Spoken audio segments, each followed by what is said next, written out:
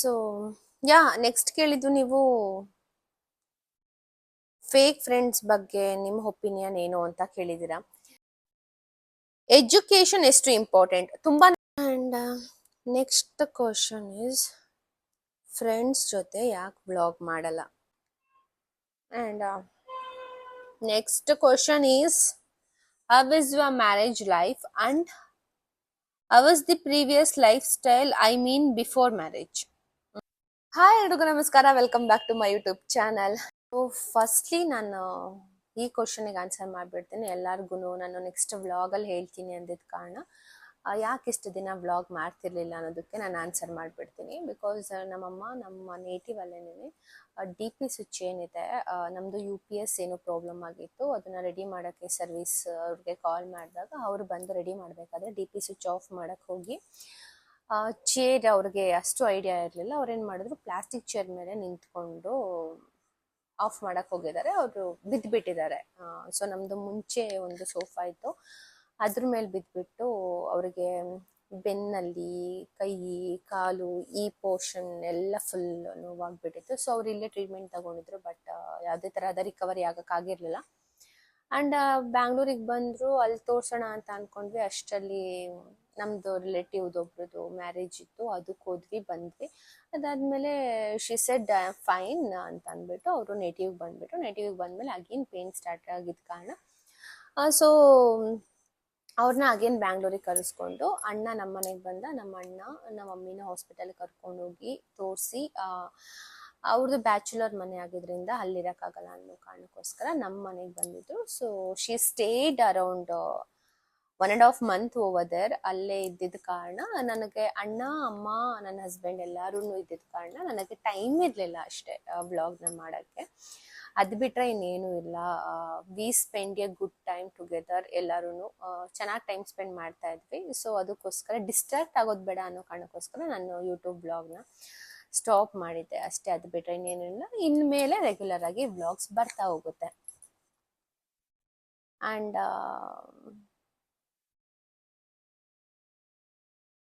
ನಿಮ್ಮಲ್ಲಿ ಖರ್ಚು ಯಾರು ಜಾಸ್ತಿ ಮಾಡೋದು? ನಮ್ಮಲ್ಲಿ ಖರ್ಚು ಜಾಸ್ತಿ ಮಾಡೋದು ಅಫ್ಕೋರ್ಸ್ ನನ್ನ ಹಸ್ಬೆಂಡೇ. ಸಿಕ್ಕಾಬಟ್ಟೆ ಈ ಡೂ ಶಾಪಿಂಗ್ ಮೋರ್. ಅದು ಬಿಟ್ಟರೆ ಅವ್ರದ್ದು ಪಾಪ ಬೇರೆ ಖರ್ಚು ಏನಿಲ್ಲ. Is A very foodie. ತುಂಬ ನಾನ್ ವೆಜ್ ಪ್ರಿಯ ಅವರು. ಸೊ ನಾನ್ ವೆಜ್ ತುಂಬ ತಿಂತಾರೆ, ಜೊತೆಗೆ ತುಂಬ ಶಾಪಿಂಗ್ ಮಾಡ್ತಾರೆ. ಅದೆರಡೇ ಹ್ಯಾಬಿಟ್ ಅವರಿಗಿರೋದು. ಬ್ಯಾಡ್ ಹ್ಯಾಬಿಟ್ಸ್ ಅಂತೂ ಇಲ್ಲವೇ ಇಲ್ಲ.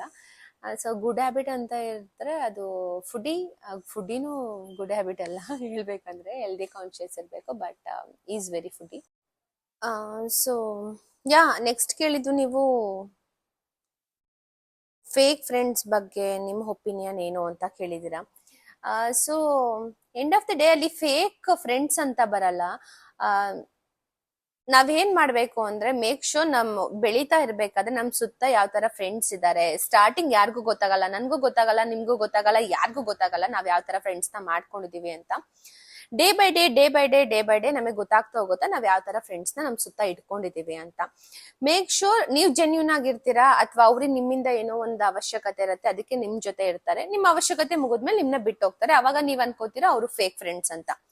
ನಿಮ್ಮ ಅವಶ್ಯಕತೆ ಇದ್ದಾಗ ಮಾತ್ರ ಇರ್ತಾರೆ, ಅವ್ರ ಅವಶ್ಯಕತೆ ಮುಗಿದ್ಮೇಲೆ ಹೊರಟೋಗ್ತಾರೆ ಅಷ್ಟೇ. ಅದ್ ಬಿಟ್ರೆ ಅಲ್ಲಿ ಫೇಕ್ ಅಂತ ಫ್ರೆಂಡ್ಸ್ಗಳನ್ನ ಫೇಕ್ ಅಂತ ಹೇಳಕ್ ಆಗಲ್ಲ. ಪ್ರತಿಯೊಂದು ಸಂಬಂಧಗಳ ಹಿಂದೆ ಒಂದು ಸ್ಟ್ರಾಂಗ್ ರೀಸನ್ ಇರತ್ತೆ. ಅವ್ರ ಕೆಲಸ ಮುಗಿಸ್ಕೊಂಡು ಅವ್ರು ಹೊರಟೋಗ್ತಾರೆ, ಆ ತರ ಇರತ್ತೆ ಫ್ರೆಂಡ್ಶಿಪ್ ಅಲ್ಲಿ ಅಷ್ಟೇ. ಅಂಡ್ ಟ್ರೂ ಫ್ರೆಂಡ್ಸ್ ಯಾವಾಗ ಇರ್ತಾರೆ ಅಂದ್ರೆ ನೀವು ಖುಷಿ ಆಗಿದ್ದಾಗ ಇರ್ತಾರಲ್ಲ ಅವರೆಲ್ಲ. ನಿಮ್ ಕಷ್ಟದಲ್ಲಿ, ನಿಮ್ ನೋವಲ್ಲಿ ನಾನಿದ್ದೀನಿ ಅಂತ ಬರ್ತಾರಲ್ಲ, they are only good friends. ನಾನ್ ಹೇಳೋದ್ರ ಪ್ರಕಾರ ನಿಮ್ ಫ್ಯಾಮಿಲಿ ಫ್ರೆಂಡ್ಸ್ ಅಂತ ಏನ್ ಕರಿತೀರಾ, ನಿಮ್ ಕಷ್ಟದಲ್ಲಿ ನಿಮ್ ಜೊತೆಯಾಗಿ ನಿಮ್ ಪಕ್ಕದಲ್ಲಿ ನಿಲ್ತಾರಲ್ಲ, ಅವ್ರನ್ನ ನೀವು ಟ್ರಸ್ಟ್ ಮಾಡ್ಬೋದು. ನಿಮಗೆ ಗೊತ್ತಾಗ್ಬಿಡತ್ತೆ ಕಷ್ಟದಲ್ಲಿ ಯಾರು ಇರ್ತಾರೆ, ಸುಖದಲ್ಲಿ ಯಾರು ಇರ್ತಾರೆ. ಅಂಡ್ ಕಷ್ಟದಲ್ಲಿ ಇಲ್ದೇ ಇದ್ದಾಗ ರೀಸನ್ಸ್ ಗಳು ಕೊಡೋದು, ಬಿಟ್ಟೋಗೋರು, ಅವ್ರನ್ನೆಲ್ಲ ಏನ್ ಮಾಡಿ ಇಗ್ನೋರ್ ಮಾಡಿ ಅಷ್ಟೇ. ಕಟ್ ಆಫ್ ಮಾಡ್ಕೊಳಕ್ ಆಗಲ್ಲ, ಬಿಕಾಸ್ ತುಂಬಾ ವರ್ಷದಿಂದ ಫ್ರೆಂಡ್ಸ್ ಅಂತ ಅನ್ಕೊಂಡಿರ್ತೀರ. ಸೊ ಬಿಡಕ್ ಆಗಲ್ಲ. ಅದು ಒಂದ್ ತಿಂಗಳಲ್ಲೇ ಫ್ರೆಂಡ್ಸ್ ಆಗಿರ್ಲಿ, ವರ್ಷಗಳಿಂದನೇ ಫ್ರೆಂಡ್ ಆಗಿರ್ಲಿ, ಒಂದ್ಸಲ ಫ್ರೆಂಡ್ ಅಂತ ಕಳೆದ್ಮೇಲೆ ಅವರು ಫ್ರೆಂಡೇ. ಸೊ ಅವ್ರನ್ನ ಫೇಕ್ ಫ್ರೆಂಡ್ಸ್ ಅಂತ ಅನ್ನಕ್ಕಾಗಲ್ಲ. ಸೊ ನೀವ್ ಹೇಳಿರೋದು ಫೇಕ್ ಫ್ರೆಂಡ್ಸ್ ಬಗ್ಗೆ ಹೇಳಿ ಅಂತ. ಸೊ ಫೇಕ್ ಅಂತ ಕರೆಯಕ್ಕಾಗಲ್ಲ. ಅವ್ರನ್ನ ಬೇಕಾದ್ರೆ ನೀವು ಕಟ್ ಆಫ್ ಮಾಡ್ಕೋಬಹುದು. ಅಂಡ್ ಎಜುಕೇಶನ್ ಎಷ್ಟು ಇಂಪಾರ್ಟೆಂಟ್? ತುಂಬಾನೇ ಇಂಪಾರ್ಟೆಂಟ್. ತುಂಬಾನೇ important. End of the day ನೀವು ಕೆಳಗಡೆ ಬೀಳ್ತಿದ್ದೀರಾ ಅಂತ ಅಂದಾಗ ನಿಮ್ಗೆ ಎಜುಕೇಶನ್, ನಿಮ್ ಸರ್ಟಿಫಿಕೇಟ್ ನಿಮ್ ಕೈ ಹಿಡಿಯುತ್ತೆ. ತುಂಬಾ ಜನ ಎಜುಕೇಶನ್ ಇಲ್ದಲೇನೆ ಏನು ಎಜುಕೇಶನ್ ಮಾಡದೆ ಓನ್ಲಿ 10th ಗ್ರಾಜುಯೇಷನ್ ತಗೊಂಡು ಅಥವಾ PU ಗ್ರಾಜುಯೇಷನ್ ತಗೊಂಡು ಅಥವಾ ಎಜುಕೇಶನ್ ಇಲ್ದಲೇನೆ ಸೆಟಲ್ ಆಗಿರೋರು ಇದ್ದಾರೆ. ಬಟ್ ಬ್ಯಾಕಪ್ ಅಂತ ಹೇಳ್ತಾರಲ್ಲ, ಬ್ಯಾಕಪ್ ಐಡಿಯಾ ಅಂತ. ಸೊ ಆ ತರ ನಿಮ್ಮ ಹತ್ರ ಒಂದು ಡಿಗ್ರಿ ಸರ್ಟಿಫಿಕೇಟ್ ಇದ್ರೆ ಮಿನಿಮಮ್ ಇಷ್ಟು ಅಂತ ಸ್ಯಾಲ್ರಿ ಬರುತ್ತೆ, ನೀವು ನಿಮ್ಮ ಮನೆಯನ್ನ ನಿಭಾಯಿಸಬಹುದು. ಹಾಗಾಗಿ ಎಜುಕೇಶನ್ ಅನ್ನೋದು ತುಂಬಾನೇ ಇಂಪಾರ್ಟೆಂಟ್ ಗೈಸ್. ಓದೋ ಟೈಮಲ್ಲಿ ಓದಿ, ನಿಮ್ಮ ಜೀವನನ ಹಾಳು ಮಾಡ್ಕೊಳಕ್ ಹೋಗ್ಬೇಡಿ. ಕಾಲೇಜ್ ಲೈಫ್ ನ ಎಂಜಾಯ್ ಮಾಡಿ, ಜೊತೆಗೆ ಎಜುಕೇಶನ್ ಕೂಡ ಕಂಪ್ಲೀಟ್ ಮಾಡ್ಕೊಳ್ಳಿ ಅಂತ ಹೇಳ್ತೀನಿ. ಅಂಡ್ ನೆಕ್ಸ್ಟ್ ಕ್ವಶನ್ ಬಂದ್ಬಿಟ್ಟು, how to deal with the depression. Depression, it's a very dangerous word. It's a very dangerous. I was doing the work in the same field, so ಹಾಗಾಗಿ ನಾನು ಹೇಳ್ತಾ ಇದ್ದೀನಿ.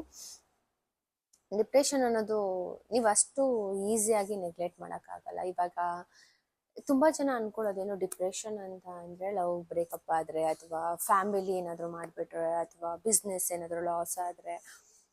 ನೀವು ಮೆಂಟಲಿ ಸ್ಟ್ರಾಂಗ್ ಆಗಿರ್ಬೇಕು. ಲೈಫಲ್ಲಿ ಏನೇ ಆಗ್ಲಿ ಅದಕ್ಕೊಂದು ಸೊಲ್ಯೂಷನ್ ಇರುತ್ತೆ. ಒಳ್ಳೇದಾಗತ್ತೆ ಅಂದ್ರೆ ಕೆಟ್ಟದಾಗತ್ತೆ, ಕೆಟ್ಟದ್ರು ಆಗೋದ್ರಿಂದ ಒಳ್ಳೇದಾಗತ್ತೆ. ಆ ತರ ಡಿಪ್ರೆಷನ್ ಅನ್ನೋದು ಒಂದು ದೊಡ್ಡ ಕಾಯಿಲೆ. ಅದರಿಂದ ದಯವಿಟ್ಟು ಯಾರೇ ಇದ್ರು ಅದರಿಂದ ಹೊರಗೆ ಬನ್ನಿ. ಅಂಡ್ ಡಿಪ್ರೆಷನ್ ಅನ್ನೋದು it's A very basic guys. ಯಾರು ಅದನ್ನ ದೊಡ್ಡದಾಗಿ ತಗೊಳಕ್ ಹೋಗ್ಬೇಡಿ. ಡಿಪ್ರೆಷನ್ ಅನ್ನೋದು ಯಾವಾಗ ಬರುತ್ತೆ ಅಂತ ನಾನು ಫಸ್ಟ್ ನಿಮಗೆ ಹೇಳ್ಬಿಡ್ತೀನಿ. ಏನಾದ್ರೂ ಒಂದು ಲೈಫಲ್ಲಿ ಆಗ್ಬಿಟ್ರೆ ಅದೇ ದೊಡ್ಡದಾಗೋಯ್ತು ಅಂತ ಯೋಚನೆ ಮಾಡ್ಕೊಂಡು ಕುತ್ಕೊಂತಿರಲ್ಲ, ದಟ್ ಈಸ್ ಕಾಲ್ಡ್ ಡಿಪ್ರೆಷನ್. ಇವತ್ತೇನೋ ಒಂದಾಯ್ತು ಲೈಫಲ್ಲಿ ಅಂದಾಗ ಅವತ್ತಿನ ಟೈಮಲ್ಲಿ, ಆ ಮೂಮೆಂಟಲ್ಲಿ you guys should feel that pain. ಆ ಪೇನನ್ನ ನೋವು ನೆಕ್ಸ್ಟ್ ಡೇ ನೀವು ಓವರ್ಕಮ್ ಮಾಡಬೇಕು. ಓಕೆನಾ? ಸೊ ನೀವು ಅದನ್ನೇ ಯೋಚನೆ ಮಾಡ್ತಾ ಕುತ್ಕೊಂಡ್ರೆ ಅಫ್ಕೋರ್ಸ್ ನಿಮ್ದು ಮೈಂಡ್ ಬ್ಲ್ಯಾಂಕ್ ಆಗತ್ತೆ, ನಿಮ್ಮ ವಿಷನ್ಸ್ ಏನಿದೆ ಅದು ಕ್ಲೋಸ್ ಆಗತ್ತೆ. ಅವಾಗ ಏನ್ ಮಾಡ್ಬೇಕು ಅಂತ ಗೊತ್ತಾಗಲ್ಲ. ಒಂದೇ ಮನೆಯಲ್ಲಿ, ಒಂದೇ ರೂಮಲ್ಲಿ ಲಾಕ್ ಆಗ್ತೀರಾ, ಅದನ್ನ ಡಿಪ್ರೆಷನ್ ಅಂತ ಕರಿತೀವಿ. ಸೊ ಅದರಿಂದ ಹೊರಗೆ ಬರಬೇಕು ಅಂದ್ರೆ ಒಂದೇ ಒಂದು ಸೊಲ್ಯೂಷನ್ ಇರೋದು, ನೀವು ಆಚೆ ಬನ್ನಿ. You guys can go and meet the people. ನಿಮ್ಮ ಸರೌಂಡಿಂಗ್ ಒಳ್ಳೆ ಜನಗಳನ್ನ ಹೋಗಿ ಮೀಟ್ ಮಾಡಿ, ಆಚೆ ಹೋಗಿ ಲಿಸನ್ ಎ ಗುಡ್ ಮ್ಯೂಸಿಕ್, ಒಳ್ಳೆ ಮ್ಯೂಸಿಕ್ ಕೇಳಿ. You guys can take a long drive. So ಇದೆಲ್ಲ ನಿಮ್ಮ ಡಿಪ್ರೆಷನ್ ಇಂದ ಹೊರಗೆ ತರತ್ತೆ. ಸೊ ಡಿಪ್ರೆಷನ್ ಅಂದ್ರೆ ಸಮ್ಟೈಮ್ಸ್ ಐ ಫೀಲ್ ಲೈಕ್ ಅದ್ರಲ್ಲಿ ಏನೂ ಇಲ್ಲ. ತುಂಬಾ ಜನ ಅನ್ಕೋತಾರೆ ಲೈಫಲ್ಲಿ ಏನೋ ಒಂದು ಆದ ತಕ್ಷಣ ನಾವು ಡಿಪ್ರೆಷನ್ಗೆ ಹೋಗ್ಬಿಡ್ತೇವೆ ಅಂತ. ನೆವರ್. ಅದೊಂದು ಏನು ಕೆಟ್ಟ ದಿನಗಳಂತ ಅನ್ಕೊಂಡು ನಾವು ಮೂವ್ ಆನ್ ಆದ್ರೆ ಆ ಕೆಟ್ಟ ದಿನಗಳ ಹಿಂದೆ ಒಂದು ಒಳ್ಳೇದಿರತ್ತೆ. ಅಂಡ್ ತಾಳ್ಮೆ ಅನ್ನೋದು ತುಂಬಾ ಮುಖ್ಯ. And next question is, friends ಜೊತೆ ಯಾಕೆ ವ್ಲಾಗ್ ಮಾಡಲ್ಲ? ಗೈಸ್, ನನಗೆ ಫ್ರೆಂಡ್ಸ್ ಇರೋದೇ ಸ್ವಲ್ಪ ಜನ, ತುಂಬಾ ಕಡಿಮೆ ಜನ ಇರೋದು. ಅದರಲ್ಲಿ everybody has their own work. ಎಲ್ಲರೂ ಅವ್ರವ್ರ ಕೆಲಸದಲ್ಲಿ ಸಿಕ್ಕಾಬಟ್ಟೆ ಬ್ಯುಸಿ ಇರ್ತಾರೆ. ಅಂಡ್ ನಾನು ಯಾರಿಗೂ ರೆಗ್ಯುಲರ್ ಆಗಿ ಮೀಟ್ ಆಗುವಂಥ ಫ್ರೆಂಡ್ಸ್ ನನ್ನ ಲೈಫಲ್ಲಿ ಯಾರೂ ಇಲ್ಲ. ಅಂಡ್ ವ್ಲಾಗಲ್ಲಿ ಕಾಣಿಸ್ಕೊಳ್ಳೋ ಅಂಥ ಫ್ರೆಂಡ್ಸ್ಗಳು ಯಾರೂ ಇಲ್ಲ. ಇರೋದು ಒಬ್ರು ಇದ್ರು. So they are also busy. So ಅದು ಬಿಟ್ರೆ ಇನ್ನೇನಿಲ್ಲ. ಅವ್ರವ್ರ ಕೆಲಸದಲ್ಲಿ ಅವ್ರವ್ರು ಬ್ಯುಸಿ ಇದ್ದಾರೆ, ಎಲ್ಲರೂ ದುಡಿತಾ ಇದ್ದಾರೆ. ದುಡ್ಡಿನ ಕಡೆ ಕಾನ್ಸಂಟ್ರೇಷನ್ ಇರುತ್ತೆ. ಸೊ ದುಡಿಬೇಕು ಅಷ್ಟೇ ಲೈಫಲ್ಲಿ. ಸೊ ನನ್ನ ವ್ಲಾಗಲ್ಲಿ ಯಾವುದೇ ತರಹದ ಫ್ರೆಂಡ್ಸ್ ಕಾಣಿಸ್ಕೊಳ್ಳೋದಿಲ್ಲ. ನಾನು ನನ್ನ ಫ್ಯಾಮಿಲಿ ಅಷ್ಟೇ ಕಾಣಿಸ್ಕೊಳ್ಳೋದು, ಫ್ರೆಂಡ್ಸ್ ಬರಲ್ಲ. And next question is, how is your marriage life and how was the previous lifestyle, I mean before marriage? Marriage life ತುಂಬ ಬ್ಯೂಟಿಫುಲ್ ಆಗಿದೆ, ಸಖತ್ತಾಗಿದೆ. ಆ್ಯಂಡ್ ನನ್ನ ಹಸ್ಬೆಂಡ್ ತುಂಬ ಚೆನ್ನಾಗಿ ನೋಡ್ಕೋತಿದ್ದಾರೆ. ಬೆಸ್ಟ್ ಫ್ರೆಂಡ್ ಹಸ್ಬೆಂಡ್ ಆದಾಗ ಲೈಫ್ ತುಂಬ ಬ್ಯೂಟಿಫುಲ್ ಅಂತಾರಲ್ಲ, ಹಾಗೆ ತುಂಬ ಚೆನ್ನಾಗಿದೆ. ಖುಷಿಯಾಗಿದ್ದೀನಿ, ಹ್ಯಾಪಿಯಾಗಿದ್ದೀನಿ. ನನ್ನ ಪೇರೆಂಟ್ಸ್ ತುಂಬ ಖುಷಿಯಾಗಿದ್ದಾರೆ, ನನ್ನ ಅಣ್ಣ ತುಂಬ ಖುಷಿಯಾಗಿದ್ದಾನೆ. ಆ್ಯಂಡ್ ಹೇಳ್ಬೇಕು ಅಂತ ಹೇಳಿದ್ರೆ I am super lucky and I am very lucky to have him. And ತುಂಬ ಚೆನ್ನಾಗಿ ನೋಡ್ಕೋತಾರೆ. ಒಳ್ಳೆ ಫ್ಯಾಮಿಲಿ ಸಿಕ್ಕಿದೆ ನನಗೆ. Very chill person. ಅಣ್ಣ ಮತ್ತು ನಮ್ಮ ಮಾವ ಅಂಡ್ ನನ್ನ ಹಸ್ಬೆಂಡ್ಗೆ ಯಾರೇ ಸಿಬ್ಲಿಂಗ್ಸ್ ಇಲ್ಲ. ಈಸ್ ಎ ಸಿಂಗಲ್ ಸನ್. ಒಬ್ಬರೇ ಮಗ ಆಗಿರೋದ್ರಿಂದ ಏನು ಪ್ರಾಬ್ಲಮ್ ಎಂತ ಇಲ್ಲ, ಆರಾಮಾಗಿದೆ, ಖುಷಿಯಾಗಿದೆ. ಆ್ಯಂಡ್ ಇನ್ನೊಂದೇನೋ ಕೇಳಿದ್ರಲ್ಲ, was the previous life style ಚೆನ್ನಾಗಿತ್ತು, ಇಂಡಿಪೆಂಡೆಂಟ್ ಆಗಿದೆ.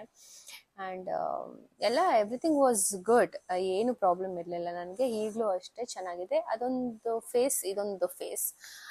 ಅದು ಸಿಂಗಲ್ ಲೈಫ್ ಲೀಡ್ ಮಾಡಿದ್ದು ಚೆನ್ನಾಗಿತ್ತು. ಇವಾಗ ಮದುವೆ ಆಗಿದೆ. ಈ life compared to previous life, this one is far better and the best life I had now, ಅದನ್ನು ಹೇಳ್ಬೋದು.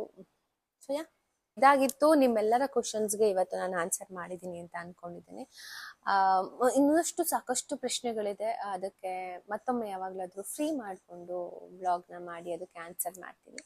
ಇನ್ನೂ ಏನಾದರೂ ಡೌಟ್ಸ್ ಇದ್ದರೆ ಕಮೆಂಟ್ ಸೆಕ್ಷನಲ್ಲಿ ಕಮೆಂಟ್ ಮಾಡಿ, ಅದಕ್ಕೆ ನಾನು ಅಪ್ಕಮಿಂಗ್ ವ್ಲಾಗ್ಸಲ್ಲಿ ಆನ್ಸರ್ ಮಾಡ್ತೀನಿ. ಸೊ ಇದಾಗಿತ್ತು ಇವತ್ತಿನ vlog. Thank you so much. ಮತ್ತಷ್ಟು ನನ್ನ ವ್ಲಾಗ್ನ ನೋಡೋಕ್ಕೋಸ್ಕರ ಚಾನಲ್ನ ಸಬ್ಸ್ಕ್ರೈಬ್ ಮಾಡ್ಕೊಳ್ಳಿ, ಲೈಕ್ ಮಾಡಿ, ಕಮೆಂಟ್ ಮಾಡಿ, ಹಾಗೆ ಇಷ್ಟ ಆದರೆ ಶೇರ್ ಮಾಡಿ. Thank you.